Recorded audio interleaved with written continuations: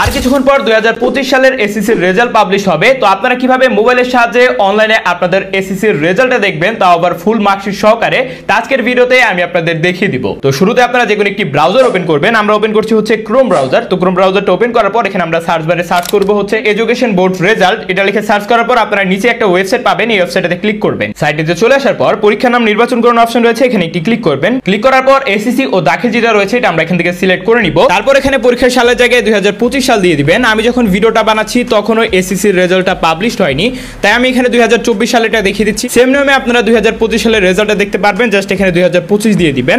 তারপর হচ্ছে এখানে বোর্ডের নাম নির্বাচন করুন, এখানে নির্বাচন করুন অপশন রয়েছে, এখানে একটি ক্লিক করবেন। ক্লিক করার পর এখানে আপনারা আপনাদের বোর্ডটা নির্বাচন করবেন। তো আমরা হচ্ছে ঢাকা বোর্ডের, তাই আমরা এখানে ঢাকা বোর্ড সিলেক্ট করলাম। ফলাফলের ধরন অপশনে ক্লিক করে এখানে ফার্স্টে যে অপশন রয়েছে এটা এখানে সিলেক্ট করবেন।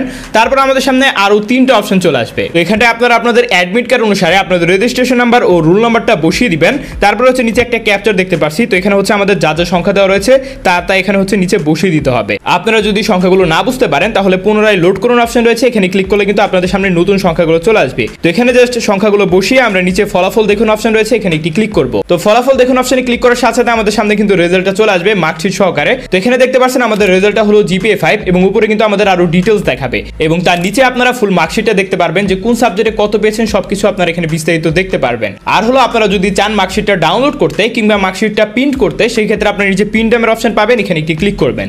ক্লিক করার সাথে সাথে এখান থেকে কিন্তু আমরা মার্কশিটটা ডাউনলোড করে নিতে পারবো বা আমরা এখান থেকে প্রিন্টও করে নিতে পারবো। তো মাই ডিয়ার ইউটিউব ফ্যামিলি, এভাবে মোবাইলের সাহায্যে খুব ইজিলি আপনারা আপনাদের রেজাল্টটা দেখতে পারবেন। আপনাদের সকলের জন্য রইল অনেক অনেক শুভকামনা। আর হ্যাঁ, কমেন্ট করতে ভুলবেন না যে আপনি কি রেজাল্ট পেয়েছেন। তাহলে আজকে আমি আপনাদের মাঝ থেকে বিদায় নিচ্ছি। ফ্যামিলিল্লাহ এন্ড গুড বাই।